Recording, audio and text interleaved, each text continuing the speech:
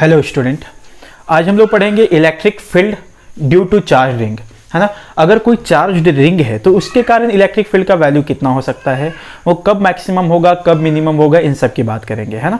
आपको याद होगा बच्चों, मैं इलेक्ट्रिक फील्ड एट सेंटर आपको पढ़ाया था कि जीरो होता है। जैसे मैं अगर यहाँ पे एक चार्ज रिंग ले लेता हूँ तो आपको याद है बच्चों, मैं आपको पढ़ाया था कि सेंटर पे नेट इलेक्ट्रिक फील्ड क्या होता है, जीरो होता है। जैसे इस पॉइंट पे अगर आप इलेक्ट्रिक फील्ड निकालना चाहोगे तो क्या करना चाहिए, +1 कूलम चार्ज यहां रख लेना चाहिए। अगर आप यहां पे +1 कूलम चार्ज रख लोगे बच्चों, तो जितना इधर वाला चार्ज इधर रिपेल करेगा उतना ही इधर वाला चार्ज इधर रिपेल करेगा। सिमिलरली जितना इधर वाला इधर रिपेल करेगा उतना ही इधर वाला इधर रिपेल करेगा। तो इस तरीके से क्या अपना net electric field at the centre zero हो गया था ना।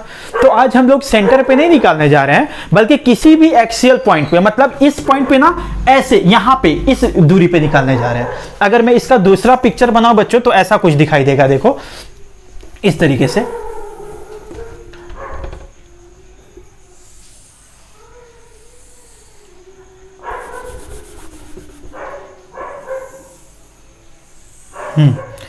अगर मैं ऐसा रिंग बनाता हूं बच्चों तो देखो, ये सेंटर पे नहीं कैलकुलेट करने जा रहे, सेंटर से x दूरी पे करने जा रहा है, मतलब कहीं यहां पे करने जा रहे हैं। आ रही है बात समझ में? तो जरा इसको चार्ज दिखा देते हैं बच्चों, कैसे पॉजिटिव चार्ज है।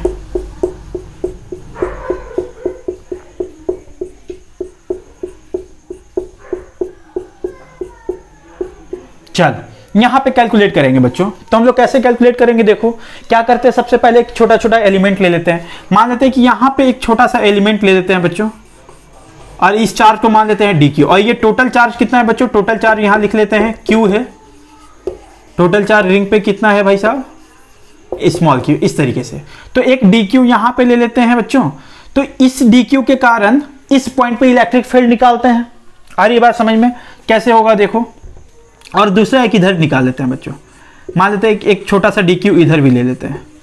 तो जरा इस पॉजिटिव, अब इस पॉइंट पे अगर मेरे को इलेक्ट्रिक फील्ड चाहिए तो हम लोग क्या करते थे बच्चों, यहाँ पे एक पॉजिटिव चार्ज रख देते थे, +1 कूलम चार्ज, और इस पे नेट फोर्स देखते थे, वही नेट इलेक्ट्रिक फील्ड कहलाता था।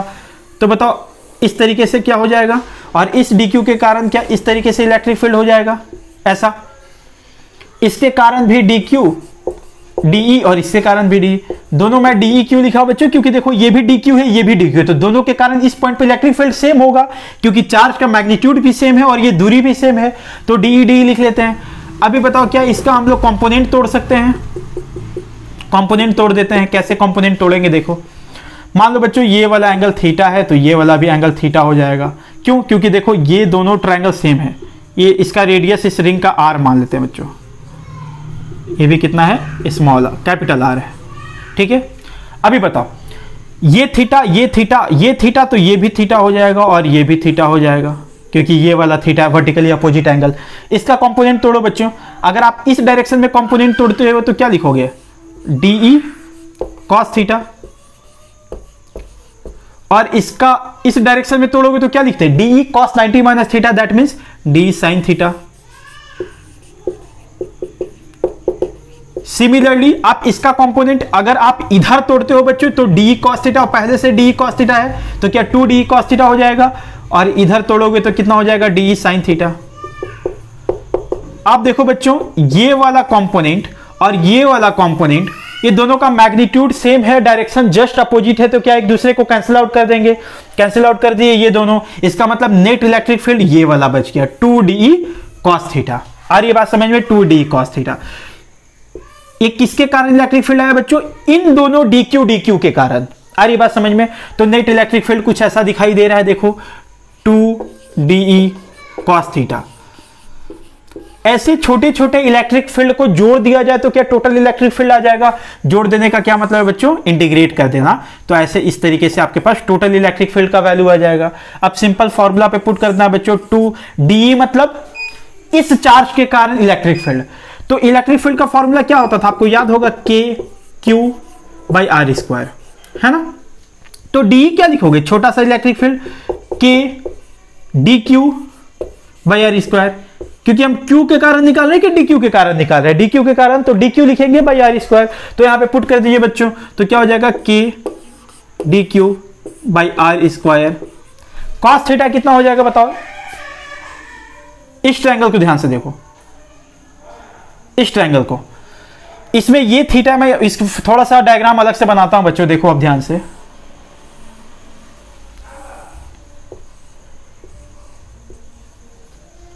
अगर मैं इसको थीटा लेता हूं, ये रेडियस आर है, ये एक्स है, और ये वाला दूरी आर है ना बच्चों, जो डी में हम लोग फॉर्मूला लिख रहे हैं के D Q by R square, तो यही दूरी है ना, तो ये आर हो गया। तो बताओ कॉस थीटा का वैल्यू कितना हो जाएगा, बी बाई एच ना, B by H X by are.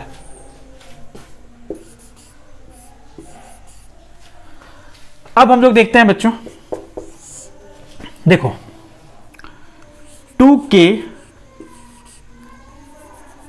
2k x D Q by, यहां पे आर क्यूब हो जाएगा बच्चों, देखो R square into R, R. अच्छा, आर स्क्वायर का वैल्यू कैसे लिख सकते हो, देखो पाइथागोरस थ्योरम से आप क्या लिख सकते हो, आर का वैल्यू आप क्या लिख सकते हो बच्चों, यहां पे मैं लिखता हूं r equals to under root x square plus are square, यही होगा ना। तो यहां पे मैं आर के जगह पे लिख देता हूं बच्चों, आर के जगह पे क्या लिख देंगे, under root x square plus are square, तो ये कितना हो जाएगा, देखो x square plus are square का पावर हाफ है ना, और यहां पे क्यूब लेना था, तो क्या ये 3/2 हो गया, ऐसा कुछ। अभी जो जो कांस्टेंट है बच्चों बाहर निकाल देते हैं, तो कांस्टेंट क्या क्या है, देखो 2 कांस्टेंट है, k कांस्टेंट है, x कांस्टेंट है कि नहीं। आप dq यहां ना लेकर के यहां भी लेते तभी ये वाला x तो कांस्टेंट ही है ना, तो x कांस्टेंट है, रेडियस ऑफ द सर्कल वो भी कांस्टेंट है, तो ये सब बाहर निकल जाएगा बच्चों, ये सब कुछ 2kx by x square plus are square का पावर 3/2, ठीक है। इंटीग्रेशन ऑफ क्या बच गया, dq। अब देखो बच्चों, अब यहां लिमिट पुट करना है, कहां से कहां पुट किया जाए, तो मेरे को आप बताओ, अगर मैं एक dq लिया होता, जैसे यहां तो मैं 2 लिया हूं, अगर मैं एक dq लिया होता और ऐसा छोटा छोटा छोटा छोटा dq सब जोड़ देता, तो नेट चार्ज कितना आ जाता, q आ जाता। पर मैं यहां पे एक dq लिया हूं कि 2 dq लिया हूं, 2 dq। अगर मैं एक dq लेता तो लिमिट लेता 0 से लेकर के q, पर मैं चूंकि 2 dq लिया हूं तो मैं q से लेकर के q/2 ही लूंगा ना बच्चों, क्योंकि ये dq जोड़ जोड़ करके आधा q/2 हो जाता, और ये dq जोड़ जोड़ करके आधा q/2, तो टोटल q हो गया। आ रही है बात समझ में। मैं एक बार फिर से रिपीट करता हूं बच्चों, कि अगर मैं एक dq लिया होता तो उसको जोड़ता तो 0 से q जाता, तब टोटल चार्ज हो जाता। पर मैं यहां एक लिया हूं कि 2 लिया हूं, 2 लिया हूं, तो मैं 0 से q जाऊंगा कि q/2 ही जाऊंगा, आधा ही जाएंगे, तभी ना दोनों मिलकर के q हो जाएगा।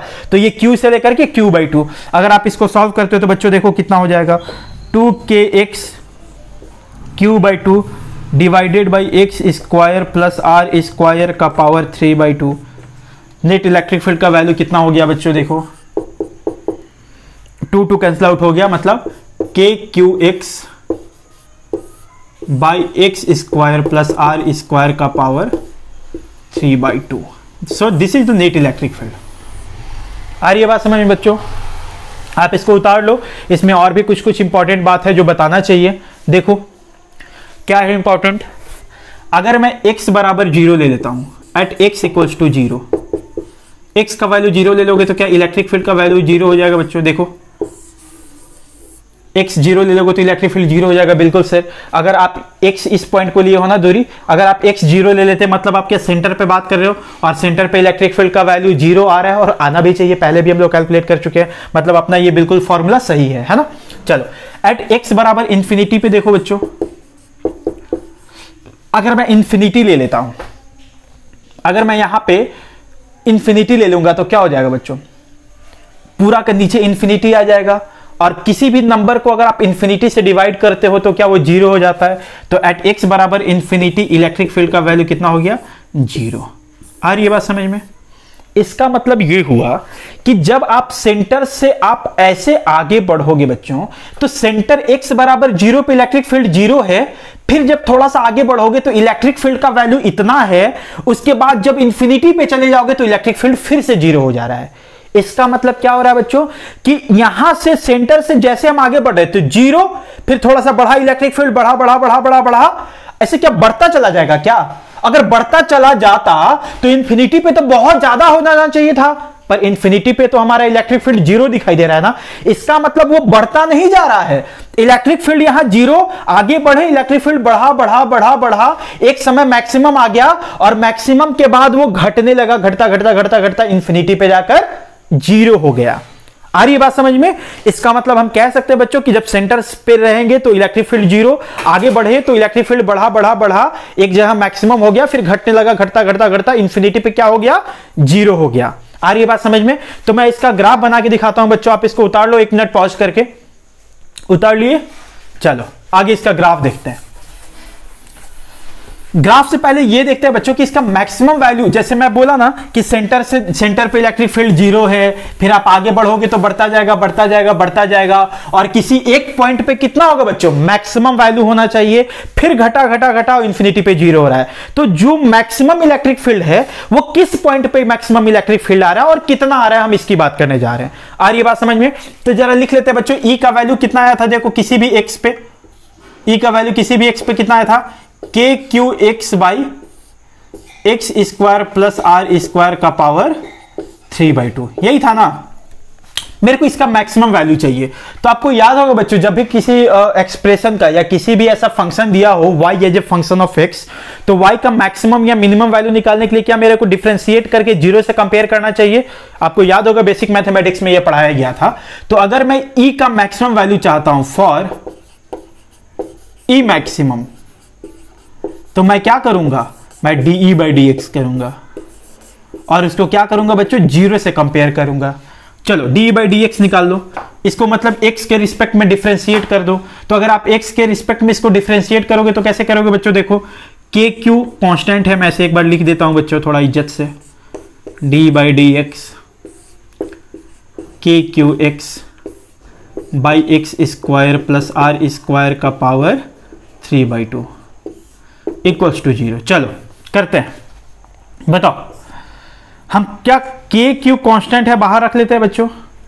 अब देखो जब के क्यू को बाहर रख ली तो अब क्या बची है? X by x square plus are square का पावर 3/2। ये u बाई वी वाले फॉर्मूले पे आ रहा है ना, और आपको डिफरेंशिएशन में पढ़ाया गया था कोसेंट रूल में कि u बाई वी के फॉर्मेट में होगा तो कैसे करते हैं? याद है? नीचे वाले को पकड़ते हैं, ऊपर वाले को डिफरेंशिएट करते हैं, माइनस ऊपर वाले को पकड़ते हैं, नीचे वाले को डिफरेंशिएट करते हैं, डिवाइडेड बाई नीचे वाला का स्क्वायर। आपको याद होना चाहिए बच्चों। चलो मैं करता हूं डायरेक्टली, नीचे वाले को पकड़ते हैं x square plus are square का पावर 3/2 और ऊपर वाले को डिफरेंशिएट करते हैं। तो ऊपर वाला में केवल एक्स है, उसका डिफरेंशिएशन 1 हो गया, माइनस ऊपर वाला पकड़ लेते हैं एक्स, नीचे वाला का डिफरेंशिएशन करते हैं इसका।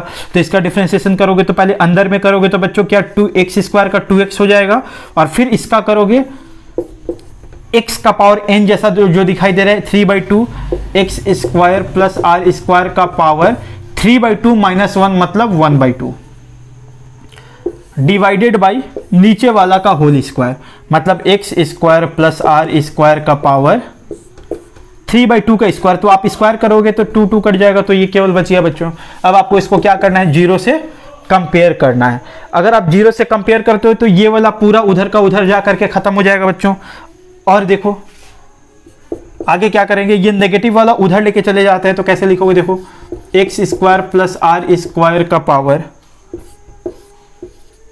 3/2 इक्वल्स टू, नेगेटिव वाले को उधर लेके चले जाओ और ये 2 कैंसिल आउट हो गया तो कितना हो गया? देखो 3x square plus are square का पावर हाफ।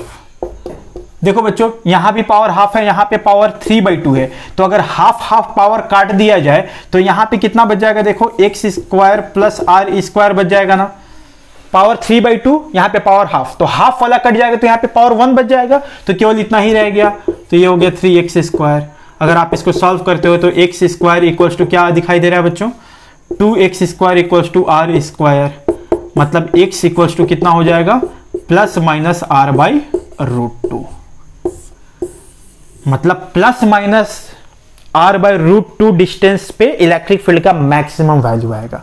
आ रही बात समझ में बच्चों? और मैक्सिमम वैल्यू कितना आएगा जरा कैलकुलेट कर लेते हैं। तो यहां पे लिख लेते हैं ई मैक्सिमम कितना हो जाएगा? एक्स के जगह पे क्या पुट करना चाहिए? r/√2 पुट कर दो बच्चों, कितना हो जाएगा? देखो के क्यू r/√2, मैग्नीट्यूड की बात कर रहे हैं बच्चों इसलिए हम केवल प्लस में लेंगे, है ना, डिवाइडेड बाई एक्स स्क्वायर मतलब आर स्क्वायर बाई 2, तो कितना हो जाएगा बच्चों बताओ? R square by 2 plus are square का पावर 3/2। बस सॉल्व करना है इसको, के क्यू r/√2 डिवाइडेड बाई, ये कितना हो जाएगा बच्चों बोलो? 3r² by 2, 3 are square by 2 का पावर 3/2। इसको थोड़ा अगर हम लोग और आगे बढ़ाते हैं बच्चों, देखो तो ये कितना हो जाएगा, के क्यू आर बाई √2। इसको कैसे लिखोगे, 3/2। हम लोग क्या करते हैं बच्चों, ऐसा करते हैं ना, जैसे 3/2 है ना पावर, तो आप ऐसा कर लो कि हाफ का पावर 3 कर दो। क्या कर दो, हाफ का पावर 3। मतलब आप ऐसे लिख सकते हो ना, देखो 3r² 2 के पावर हाफ का पावर 3। ये तो यही हुआ बच्चों, मल्टीप्लाई होकर के 3/2 हो जाता है ना। तो ऐसे हम लोग सॉल्व कर सकते हैं। अगर आप इतना उतार लो बच्चों, 1 मिनट पॉज करके, फिर मैं इधर करता हूं, जगह नहीं बचा है, आप उतार लो 1 मिनट पॉज करके, फिर मैं आगे कैलकुलेट करता हूं। हो गया,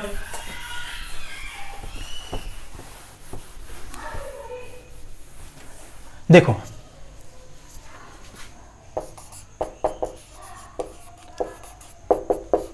के क्यू आर बाई √2। पहले रूट कर दोगे तो कितना हो जाएगा बच्चों, देखो तो √3 बाई √2 आर का पावर क्यूब। अब सॉल्व कर दो, के क्यू आर बाई √2, इसका क्यूब करोगे तो कितना हो जाएगा बच्चों, √3 को 3 बार मल्टीप्लाई करोगे तो क्या 3√3 हो जाएगा। सिमिलरली इसको करोगे तो क्या हो जाएगा 2√2, और ये हो गया r³। देखो यहां से एक r कट जाएगा और ये एक √2 कट गया, तो कितना बच गया बच्चों बताओ, के क्यू बाई 3, और ये 2 ऊपर चला जाएगा, 2kq बाई 3√3 r²। ये आ गया आपका ई मैक्सिमम। इतना मैक्सिमम इलेक्ट्रिक फील्ड है बच्चों। आई होप कैलकुलेशन आप चेक कर लेना एक बार। So this is the maximum electric field, और ये किस पॉइंट पे आना चाहिए, तो r बाई √2 दूरी पे। ये प्लस माइनस क्या दिखा रहा है मतलब बच्चों, मतलब अगर मैं यहां पे ऐसे रिंग लेता हूं ना, तो इधर भी x दूरी पे यहां पे ई मैक्सिमम आएगा, x बराबर r बाई √2 पे, और x बराबर -2 मतलब पीछे, x बराबर -r बाई √2 पे भी यहां पे मैक्सिमम इलेक्ट्रिक फील्ड का वैल्यू आएगा। आ रही बात समझ में? तो हमें ये याद रहना चाहिए। तो मैं साइड में लिख लेता हूं बच्चों, क्योंकि अभी ग्राफ बनाएंगे तो ये काम आएगा।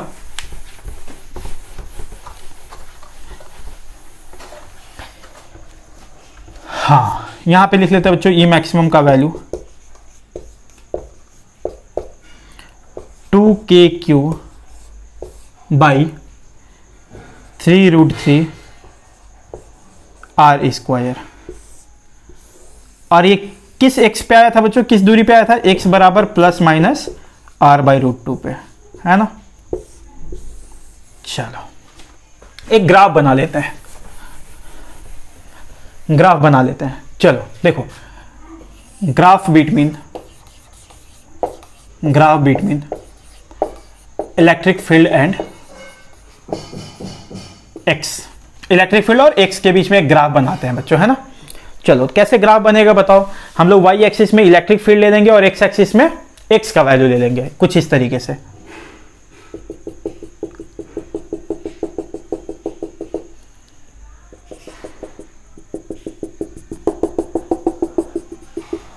हम लोग इलेक्ट्रिक फील्ड कैसे लिए बच्चों, देखो इस तरीके से रिंग लिए है ना, इस तरीके से, इधर x एक्सिस से ये पॉजिटिव चार्ज लेकर के रखे हुए हैं।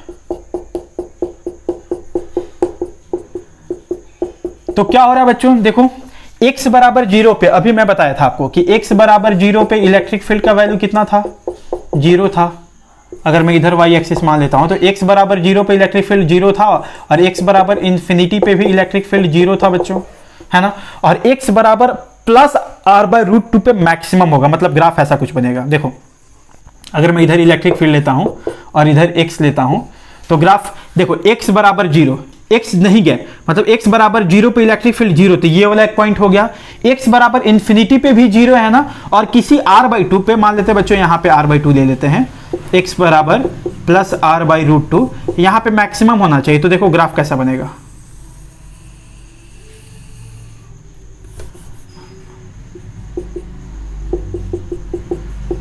ये हो गया x पे +r बाई √2।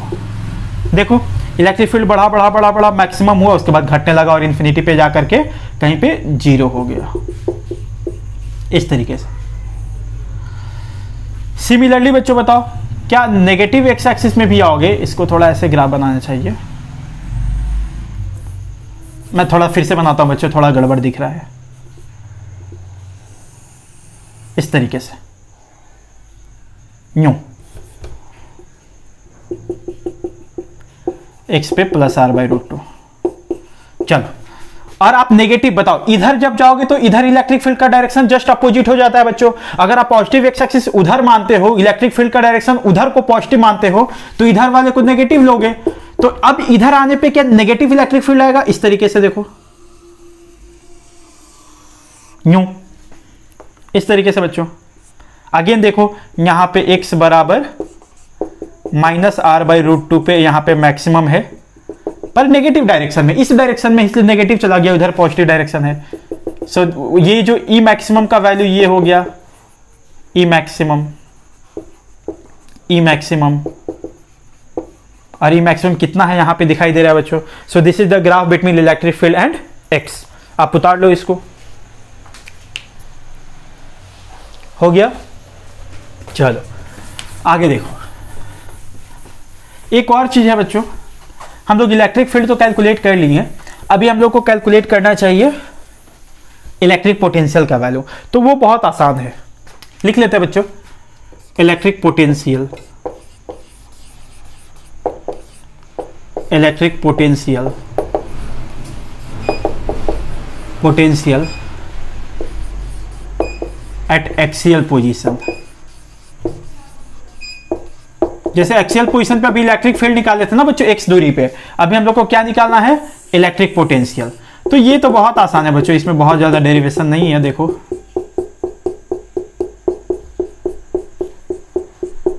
मान लेते हैं टोटल चार्ज Q है दिया हुआ, मेरे को यहाँ x दूरी पे निकालना है इलेक्ट्रिक पोटेंशियल का वैल्यू।